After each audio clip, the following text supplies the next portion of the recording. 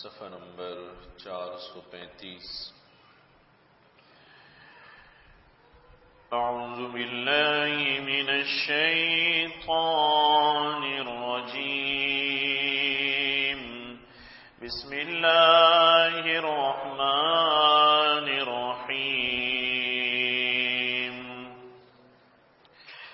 قال بل ربكم رب السماوات والأرض الذي فطرهن وأنا على ذلكم من الشاهدين. وتالله لأكيدن أصنامكم بعد أن تولوا مدبرين. فجعلهم جذاذا إلا كبيرا لهم لعلهم إليه يرجعون. قالوا من فعل هذا بآلهتنا إنه لمن الظالمين. قالوا سمعنا فتى يذكرهم يقال له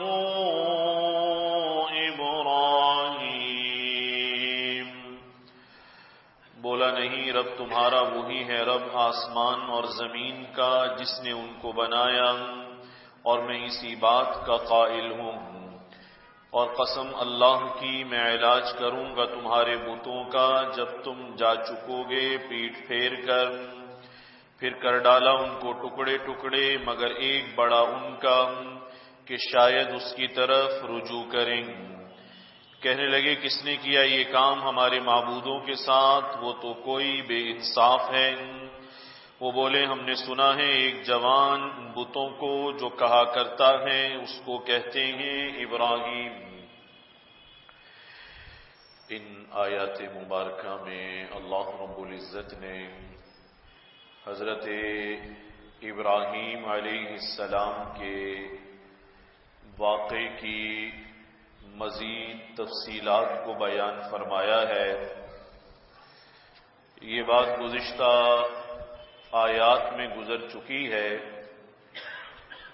کہ حضرت ابراہیم علیہ السلام نے جب ہوش سنبھالا تو وہ گھر میں یہ منظر دیکھا کرتے تھے کہ میرا والد بت بنایا کرتا ہے.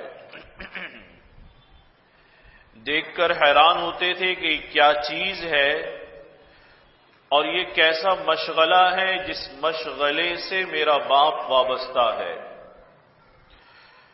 اور پھر تب حیرت اور بڑھ جایا کرتی تھی جب حضرت ابراہیم علیہ السلام یہ دیکھتے تھے کہ پہلے بت بناتا ہے، گھڑتا ہے، مٹی سے تیار کرتا ہے یا پتھر کو تراشتا ہے،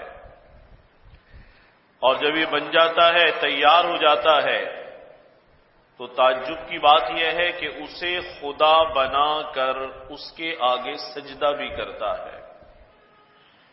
یعنی اپنے ہاتھوں سے جس چیز کو خود تیار کیا ہے، جسے گھڑنے والا اور بنانے والا خود ہے.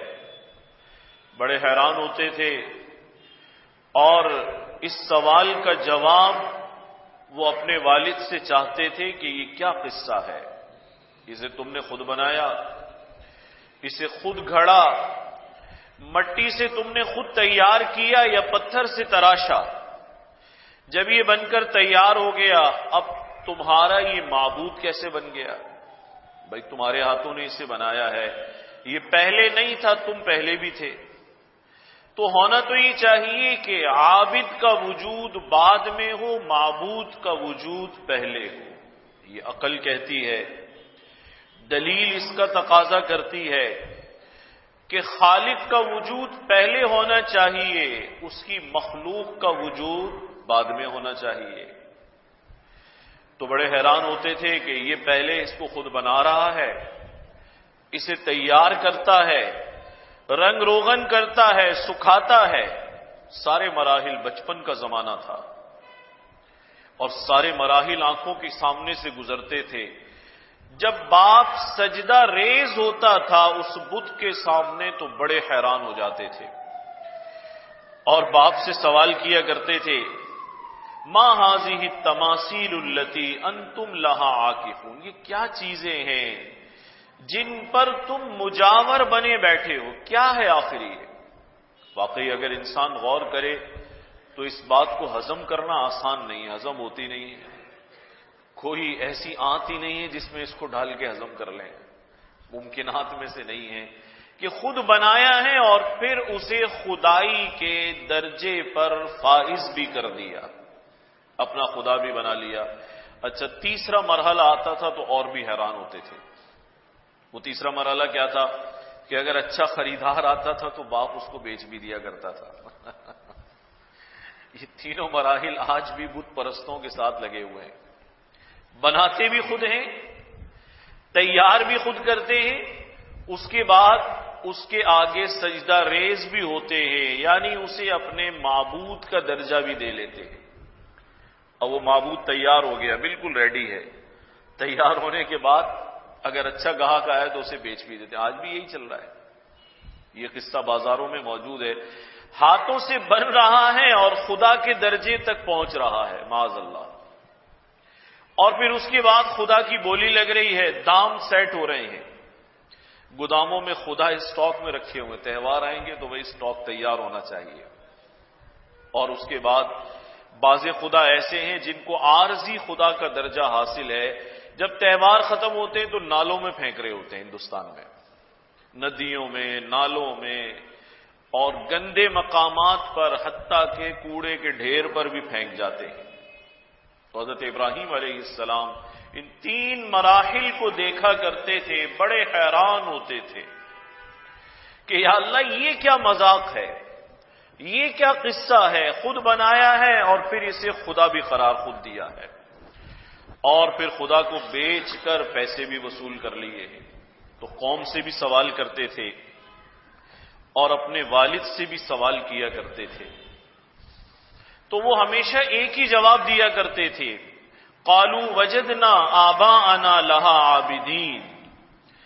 وہ کہتے تھے کہ ابراہیم ہمیں اور تو کچھ پتہ نہیں ہے، لیکن ہم اتنا جانتے ہیں ہم نے اپنے آباء و اجداد کو بھی انہی کاموں میں مصروف پایا ہے، وہ بھی یہی کرتے تھے۔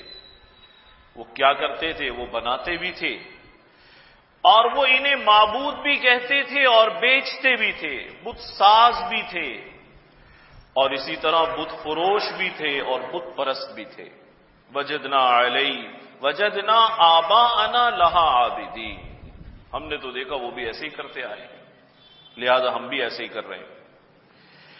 حضرت ابراہیم علیہ السلام جب بڑے ہوئے تو اب یہ سوال شدت سے ہونے لگا، باپ کو سمجھاتے تھے، اور بادی النظر میں ذرا سا بھی شعور رکھنے والا ہوگا تو وہ فوراً اس چیز کی مذمت تک پہنچ جائے گا، اسے سمجھ میں آ جائے گی بات کہ یہ سب کچھ صحیح نہیں ہے، یہ سارا کا سارا سلسلہ غلط ہے، اس میں سے کوئی بات بھی درست نہیں ہے۔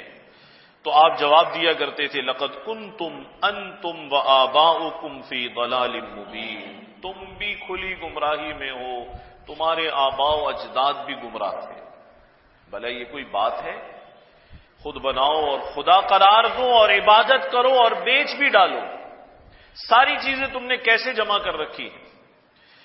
تو وہ کہا کرتے تھے، اجئتنا بالحق ام انت من اللاعبین، ارے تمہارے پاس کوئی دلیل ہے ابراہیم؟ اتنا بڑا دعویٰ کر رہے ہو، ہمارے بڑوں نے ہمیشہ جو کام کیا ہے تم اسے غلط کہہ رہے ہو، تو کوئی دلیل ہے، کوئی حق بات تمہارے پاس موجود ہے، یا پھر تم بھی ہمارے ساتھ کھیل کھلواڑ کر رہے ہو؟ کھیل تو نہیں کر رہے ہمارے ساتھ۔ اب حضرت ابراہیم علیہ السلام نے جواب دیا، بر ربکم رب السماوات والارض الذی فطرہن، ارے تم بھٹک گئے ہو، تمہارا رب اور سب کا رب وہ ہے جو آسمان و زمین کو پیدا کرنے والا رب ہے، جس نے یہ سارا عالم بنایا ہے، وہ قدرتوں والا رب دراصل ہمارا معبود ہے، اس کی عبادت کرنی چاہیے، تم کس چکر میں پڑ گئے؟ چنانچہ حضرت ابراہیم علیہ السلام نے سمجھایا. قرآن میں ایک مقام پر آتا ہے والد نے بڑی سختی سے انہیں جواب دیا اور ان سے کہا کہ تو ہمارے معبودوں کے بارے میں بات کرنا چھوڑ دے. بس یہ جو آباء و اجداد کی رسمیں ہوتی ہیں نا، اس کا ختم کرنا بڑا مشکل ہوتا ہے. آج بھی آپ کسی کو موٹی سی بات سمجھائیں، یہ تو خیر صدیوں سے چلی آ رہی ہیں چیزیں. کسی کو اتنی سی موٹی سی بات سمجھائیں کہ بھائی شادی کے اندر فلانی رسم ہماری نہیں ہے، ہندوؤں کی ہے، وہ کہے گا آپ کی بات بالکل ٹھیک ہوگی لیکن ہم چھوڑیں گے نہیں، بڑوں کے زمانے سے چلی آ رہی ہے. یہ بڑوں کی جو سنت پیچھے سے چلی آ رہی ہے یہ بھی بڑی مضبوط ہوتی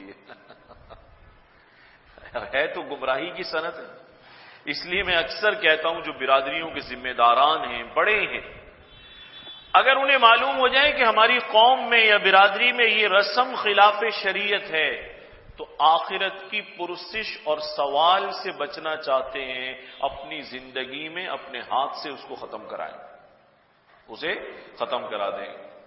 آج بھی جبکہ ہم مسلمان ہیں الحمدللہ، آج بھی بڑوں کی جاری کردہ رسم کی اتنی اہمیت دماغوں میں بیٹھی ہوئی، چھوڑتے نہیں ہیں اس کو، اتنی بڑوں کے زمانے سے چلی آ رہی ہے. ارے بھائی بڑوں کی قبر بھی ہلکی کر دو، وہ بھی پھنسے ہوئے ہوں گے، یہ ختم کر دو رسم تاکہ ان پر بھی سختی نہ ہو. تو وہ کہتے تھے کہ نہیں ایسا ہی ہے. حضرت ابراہیم علیہ السلام کو ایک مرتبہ والد نے جواب دیا، لَإِن لَّمْ تَنْتَهِ لَأَرْجُمَنَّكَ، ابراہیم یا تو تم باز آ جاؤ ہمارے خداؤں پر تبصرہ کرنے سے، یا پھر میں تمہیں سنسار کر دوں گا. اب یہ بڑی دھمکی ہے. سنسار سمجھتے ہیں کسی کو پتھر مار مار کر مار ڈالنا، یہ کہتے ہیں سنسار کرنا. تو یا تو تم باز آ جاؤ یا پھر میں سنسار کر دوں گا. حضرت ابراہیم علیہ السلام سمجھ گئے یہ قوم اور یہ والد یہ سب ایسے سمجھنے والے نہیں ہیں، انہیں بتانا پڑے گا کہ یہ مٹی کے بت ہیں، اس کے سوا ان کی کوئی اوقات نہیں ہے.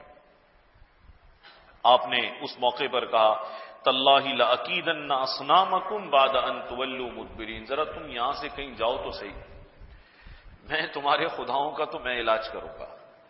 یہ انہوں نے دل میں ٹھان لی کہ تم کہیں ادھر ادھر جاؤ گے تو میں تمہارے خداؤں کا علاج کروں گا. اب وہ کیا علاج تھا؟ وہ علاج حضرت ابراہیم علیہ السلام نے سوچا ہوا تھا کہ انہیں توڑ کر چکنا چور کر دیا جائے. جن خداؤں سے بڑی امیدیں لگائی ہوئی ہیں، جن سے بڑی جھوٹی آرزویں وابستہ کی ہوئی ہیں، جب دیکھیں گے کہ یہ تو اپنی حفاظت کے قابل نہیں ہے، مجھے کیا صحت دے گا، میرا مسئلہ کیا حل کرے گا، تو سوچنے پر مجبور ہو جائیں گے. اب یہ وہ قدم ہے جسے کہتے ہیں کہ بھئی یہاں تک اگر کوئی پہنچ جائے تو پھر مجبوری کا قدم ہے. یہ سمجھانے کے لیے مجبوری کا قدم ہے. جیسے میں کبھی کبھی سناتا ہوں، مدینہ طیبہ میں ایک بوڑھا مشرک رہتا تھا. اب زمانہ اسلام آ گیا لیکن اس کے باوجود اسے سمجھ میں بات نہیں آتی تھی. اس نے گھر میں ایک بت رکھا ہوا تھا کونے میں، اس کی عبادت کرتا تھا. تو کچھ نوجوان مسلمانوں کو خیال آیا کہ بھئی اس کو سمجھائیں، یہ بت تو کسی کام کا نہیں ہے. رات کے وقت گئے اس کے گھر میں، اسے اٹھایا اور اسے کوڑے کے ڈھیر پر پھینکائے. بعض روایات میں آتا ہے کہ ایسی جگہ پھینکا جہاں کتا بھی مرا پڑا تھا. ان نوجوانوں کو یہ خیال آئے جیسے حضرت ابراہیم فرما رہے ہیں لَأَكِيدَنَّ أَصْنَامَكُمْ، میں تمہارے خداؤں کا تو علاج کروں گا. اور وہ علاج یہی والا علاج تھا نا. تو وہ صبح اٹھا اور اٹھ کر جب وہ ڈھونڈنے نکلا تو عبادت کرنے گیا تو دیکھا عبادت کس کی کرے، خدا ہی غائب ہے یہاں سے، تو کس کی عبادت کرے وہ. اب تلاش کرنے نکلا، محلے میں گیا، پھر ادھر ادھر ادھر پوچھتا پوچھتا، اب کس کا پوچھ رہا ہے؟ خدا کا پوچھ رہا ہے. خدا کہاں گیا؟ تو پھرتے پھرتے اس نے دیکھا کہ وہ جو سب سے غلیظ مقام ہے جہاں کچرا، کوڑا کرکٹ اور گندگی غلاظت پھینکی جاتی ہے، مردہ جانور جہاں ڈالے جاتے ہیں، وہ وہاں پڑا ہوا ہے. بڑا غم و غصہ اس کو آیا کہ یہ کیا بات ہے، کس نے ایسا کیا ہے. گھر لایا، اسے غسل دیا، خوشبو لگائی، اسے پھر اس کے مقام پر رکھا. اگلی رات وہ پھر پہنچ گئے، انہوں نے اٹھایا اس کو، پھر وہیں پھینکائے. اب یہ جب صبح اٹھا تو دیکھا یہ ہے ہی نہیں، کہاں گیا پتہ نہیں. پھر ڈھونڈنے نکلے، ڈھونڈتے ڈھونڈتا یہ جب یہ وہاں پہنچا تو دیکھا یہ تو وہیں پہنچا ہوا ہے، اس میں کوڑے میں پہنچا ہوا ہے. تو اب اسے اٹھا کر لایا. آج اسے تھوڑا سا غصہ اپنے اس جھوٹے خدا پہ بھی آیا. ظاہر انسان کی جب امیدیں اور آرزویں جس سے وابستہ ہوں اور پتہ چلے کہ یہ ساری امیدوں کا تو خون ہو رہا تھا، یہ تو جھوٹ تھا سب، تو پھر انسان کو غصہ آتا ہے. تو آج اسے بھی غصہ آیا اور اسے خیال آیا کہ یہ اپنی حفاظت کیوں نہیں کرتا. کاش یہ خیال اور یہ سوال آج کے مشرکوں کے دل میں آ جائے، اللہ کرے کہ انہیں یہ خیال آئے کہ یہ چل سکتے نہیں، ہل سکتے نہیں، سن سکتے نہیں، بول نہیں سکتے، ہے کوئی قدرت ان کے پاس کچھ بھی نہیں ہے، تو یہ ہمیں کیا نفع دیں گے، یہ تو اپنی حفاظت بھی نہیں کر سکتے. تو اس نے وہاں سے اٹھایا، اسے دھو دھا کے غسل دے کے پھر اس کے گلے میں رات کو سونے سے پہلے ایک تلوار لٹکا دی باندھ کر کہ بھئی اگر ویسے تو حفاظت نہیں کر سکتا تو اسی سے کر لیجیے. اگلے دن پھر غائب. وہ پھر نوجوان آئے اور انہوں نے اسے اٹھا کر پھر وہیں اس کی جگہ پر پہنچا دیا. تو اب جب یہ گیا تلاش کرتا ہوا، آج دل کھٹا ہو گیا اور دل میں کتابوں میں لکھا ہے اس کے دل میں یہ خیال آیا جب اس نے دیکھا کہ وہیں پڑا ہے، آج نہیں اٹھایا اس کو.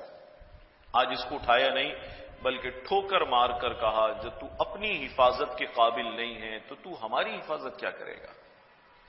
حضرت ابراہیم علیہ السلام نے بھی اسی نظریے سے یہ فیصلہ کیا کہ اب ان بتوں کو توڑا جائے، ان بتوں کو توڑا جائے اور پھر اس کے ذریعے سے انہیں سبق سکھایا جائے، سوچنے پر مجبور کیا جائے کہ کن سے تم نے آرزو وابستہ کی ہوئی ہے، ان کی تو اوقات ہی کوئی نہیں ہے. چنانچہ قوم عید والے دن نکلی، تہوار تھا، کسی تہوار کے لیے وہ کہیں گھومنے پھرنے گئے، تہوار میں شرکت کے لیے گئے. حضرت ابراہیم علیہ السلام سیدھے بت خانے میں پہنچے، کلہاڑی آپ نے لے لی اور اس کلہاڑی سے بتوں کو توڑنا شروع کیا، انہیں توڑنا شروع کیا، سب کو چکنا چور کر دیا. اور ایک خیال آیا کہ ان میں سے جو بڑا ہے اس کو چھوڑ دو.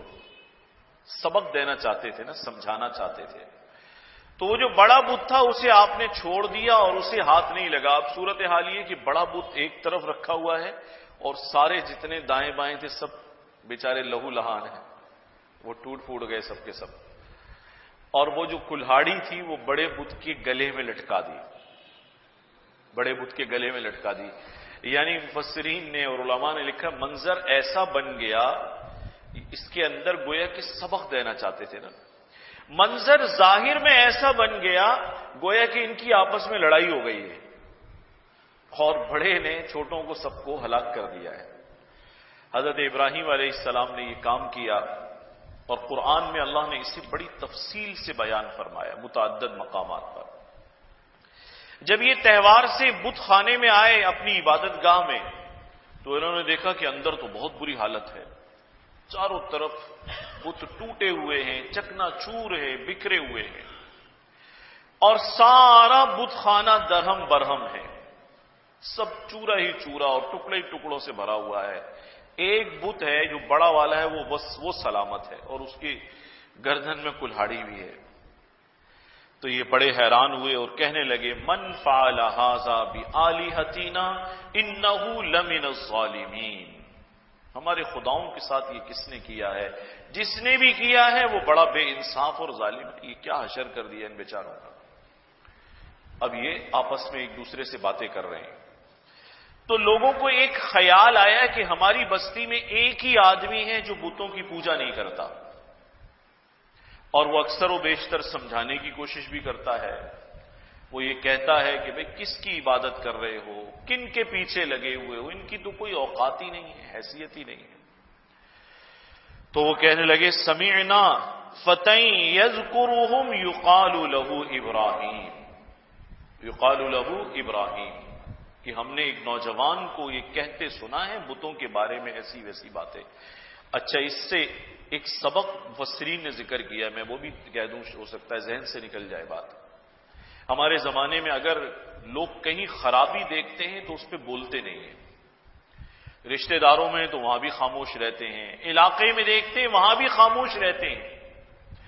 اور اگر یہ دیکھتے ہیں کہ اکثریت اس غلط طریقے پر چل رہی ہے تو بھی خاموش ہو جاتے ہیں، اب تو بول ہی نہیں سکتے ہم.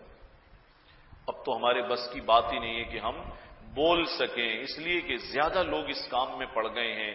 تو بھائی مفسرین نے لکھا ہے، ذرا غور کر لینا، حضرت ابراہیم علیہ السلام تو پوری بستی میں اور گھر میں تنہا تھے۔ یعنی یہ حالت ہے کہ گھر میں بھی موافق حالات نہیں ہیں۔ جب گھر کے اندر ہی بت پرستی ہو رہی ہے اور بت بنائے جا رہے ہیں اور بتوں کی عبادت ہو رہی ہے اور بچپن سے منظر دیکھ رہے ہیں اور بت بیچے جا رہے ہیں، یعنی گھر میں ہی فیکٹری لگی ہوئی ہے، اس کے باوجود حضرت ابراہیم علیہ السلام نے خاموشی کا رستہ اختیار نہیں کیا۔ لوگ عام طور پر ایسا کرتے ہیں، کہتے ہیں بھئی کون بولے، رشتہ دار ہیں یہ تو ایک بات اچھی طرح سمجھ لیجئے، حضور اقدس صلی اللہ علیہ وسلم کو جب اللہ نے دین کا پیغام لوگوں تک پہنچانے کا حکم دیا تو معلوم ہے کہاں سے شروع کرایا گیا تھا؟ فرمایا گیا انذر عشیرتک الاقربین، اپنے جو قریب ترین رشتہ دار ہیں پہلے انہیں ڈرائیے، پہلے ان تک پیغام پہنچائیے۔ یہ سورۃ الکہف میں ہے، قرآن مجید میں ترتیب آئی ہے یہ کہ آپ سب سے پہلے قریب والوں کو ڈرائیے، انہیں بتائیے۔ تو اب ہم یہ سوچ کر قریب والے کو تو چھیڑتے بھی نہیں کہ بھائی یہ تو رشتہ دار ہے، یعنی رشتہ دار کا مطلب یہ تو جائے جہنم ہے، اس کو کہنے کی ضرورت نہیں ہے۔ جبکہ قرآن کا اسلوب، میرا خیال ہے شاید سمجھ گئے ہوں گے اس بات کو، قرآن کا اسلوب اور فکر یہ ہے کہ سب سے پہلے تو اسی کی فکر کرنی ہے نا، اسی کو سمجھانا ہے۔ اب غم میں غلط ہو تو کہتے ہیں رشتہ دار ہے اسے کون کہے، خوشی میں غلط ہو تو کہتے ہیں رشتہ دار ہے اسے کون کہے۔ زیادہ لوگ غلطی کی طرف چلے جائیں پھر بھی یہ خیال آتا ہے کہ بھئی زیادہ لوگ اس طرف ہیں، ہم کیسے کہہ سکتے ہیں؟ تو مفسرین نے لکھا خیال کرنا، حضرت ابراہیم علیہ السلام کا تو ہم خیال ہی کوئی نہیں تھا، پوری بستی میں ان کا تو کوئی ہم خیال ہی نہیں تھا، کوئی تھا کہ جو یہ کہے کہ بھئی میں ابراہیم کے ساتھ کھڑا ہوں۔ حضرت ابراہیم علیہ السلام پر ایسا زمانہ آیا، قرآن مجید آپ اٹھا کر دیکھیں کہ بالآخر انہیں اپنا گھر چھوڑنا پڑا ہے، اپنی بستی چھوڑنی پڑی ہے، لیکن پیغمبر نے کہیں مصلحت کا راستہ تو نہیں پکڑانا، کہیں یہ کہا بھائی چھوڑو بھائی کام چلاؤ، غلط ہے تو غلط صحیح۔ اکیلے تھے اور ببانگے دوہل غلط کو غلط کہا، بت پرستی کی مذمت فرمائی، والد سے بحث و مباحثہ کیا، قوم سے بحث و مباحثہ کیا، معاملہ بادشاہ وقت تک پہنچا، بادشاہ وقت نمرود تک پہنچا، اس سے بحث و مباحثہ ہوا، آپ اسی پاداش میں آگ میں ڈالے گئے، آگے چل کر وہ بات بھی آ رہی ہے، آگ میں پھینکے گئے ہیں۔ لیکن یہ خیال تو انہوں نے کہیں بھی نہیں کہ اگر میں اکیلا ہوں تو مجھے نہیں بولنا چاہیے۔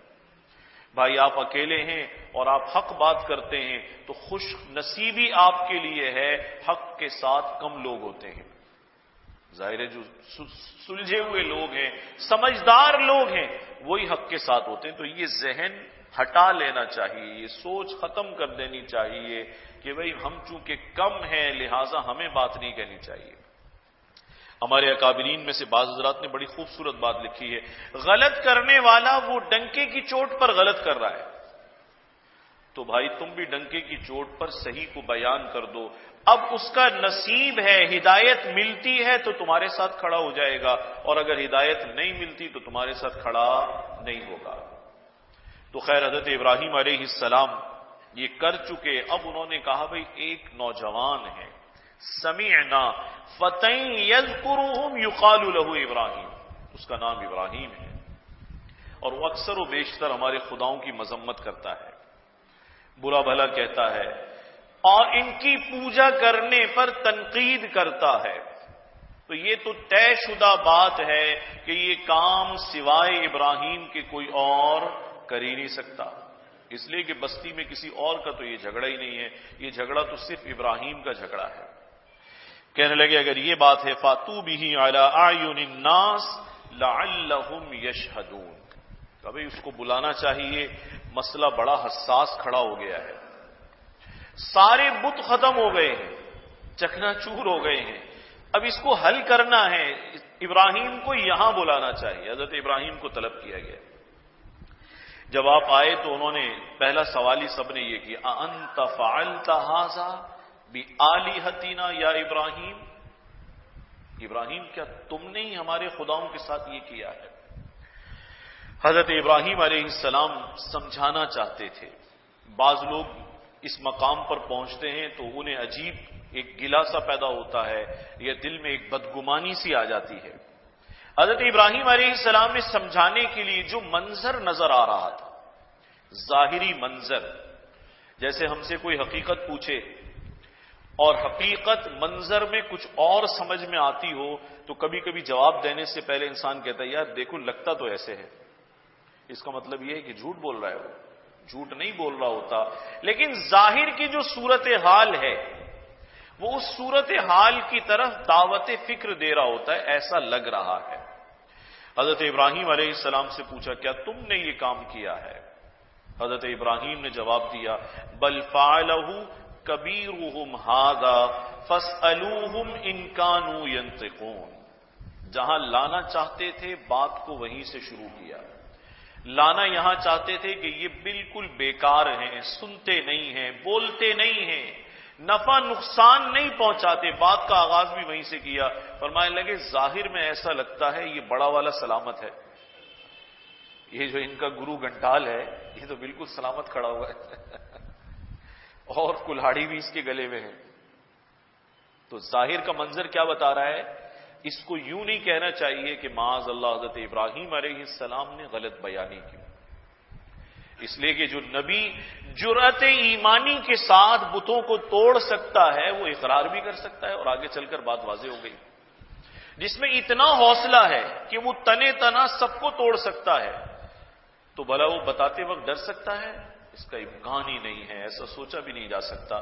لیکن ظاہر میں جس طرف لانا چاہتے تھے، جس چیز کی دعوت دینا چاہتے تھے، آپ نے بات کو وہیں سے شروع کیا. بھئی دیکھو ظاہر میں ایسا لگ رہا ہے ان کا پھڈا ہوا آپس میں اور ان کی لڑائی ہوئی ہے بظاہر ایسا لگ رہا ہے، کیونکہ وہ جو بڑے کو چھوڑا تھا، بڑے کو چھوڑا اسی لیے تھا تاکہ آئیں گے تو کچھ صورتحال دیکھ کر سمجھیں گے کہ پتہ نہیں کیا ہوا ہے آج. تو خیر کہنے لگے کہ ظاہر میں ایسا لگتا ہے. میں نے ابھی عرض کیا کہ بعض مرتبہ صورتحال ایسی ہوتی ہے کہ سوال کا جواب دینے سے پہلے جواب دینے والا ظاہر کی صورتحال کی طرف متوجہ کرتا ہے. آپ نے بھی ایسے ہی کیا. اور پھر یہ بھی فرمایا چلو اگر ایسی بات ہے نہیں سمجھ میں آ رہا کس نے توڑا ہے تو یہ موجود ہے نا، ان سے پوچھ لو تمہیں کس نے توڑا ہے. اب آپ کو بات سمجھ میں آ رہی ہوگی کہ آپ وہاں لانا چاہتے تھے جہاں جا کر قوم خود کہے کہ واقعی یہ بیکار ہے، نہ یہ بولتے ہیں، نہ سنتے ہیں، نہ چلتے ہیں، نہ یہ نفع پہنچا سکتے ہیں، نہ نقصان پہنچا سکتے ہیں. آپ نے فرمایا کوئی بات نہیں، اگر نہیں سمجھ میں آ رہا ہے یہ کس نے کیا ہے تو یہ خود تو موجود ہے نا، ان کے ساتھ ہوا ہے. فاسألوہم ان کانوا ینطقون، انہی سے پوچھ لو اگر یہ بول سکتے ہیں. اب بڑے شرمندہ ہوئے. فرجعوا الى انفسهم فقالوا انکم انتم الظالمون. اب ذرا سر جھک گئے اور شرمندہ ہو گئے، اور اندر ہی اندر اللہ چونکہ علیم بذات الصدور ہے، دل میں کیا ہے اللہ جانتے ہیں. اب یہ نقل اللہ فرما رہے ہیں، یہ ان کی کیفیت اللہ بیان فرما رہے ہیں. فرمائیں کہ ان کے سر جھک گئے اور اپنے جی میں بولے. کیا بولے؟ کہنے لگے انکم انتم الظالمون، ابراہیم ٹھیک کہتا ہے، تم ہی ظالم ہو. اب یہ بیکار چیزیں بتائیں گی کہ ہمیں کس نے مارا ہے، یہ ہمارے ساتھ یہ کیسے ہوا ہے. نکسوا علی رؤوسہم، سر اوندھے جھکا لیے، سر اوندھے جھکا لیے. اب سمجھ گئے کہ بات ہمارے اوپر آ گئی ہے، نہ ہم ان سے پوچھ سکتے، نہ یہ بدبخت بتا سکتے. یہ بولتے نہیں ہیں، سنتے نہیں ہیں، معاملہ آ گیا. ابراہیم نے بات کہاں ڈال دی؟ ان سے پوچھ لو، آخر کو تمہارے خدا ہیں تو یہ بتائیں گے کہ کیا ہوا ہے ان کے ساتھ. اور پھر کہنے لگے آہستہ آہستہ کہا شرمساری کے ساتھ، لقد علمت ما هؤلاء ينطقون. ابراہیم تم تو جانتے ہو یہ بولتے نہیں ہیں، تمہیں تو پتہ ہی ہے یہ بولتے نہیں ہیں. یہاں لانا چاہتے تھے. بعض لوگ جلدی کرتے ہیں، آیت کا ترجمہ پڑھا اور ایک دم کہہ دیا اوہو نبی نے غلط بیانی کر دی.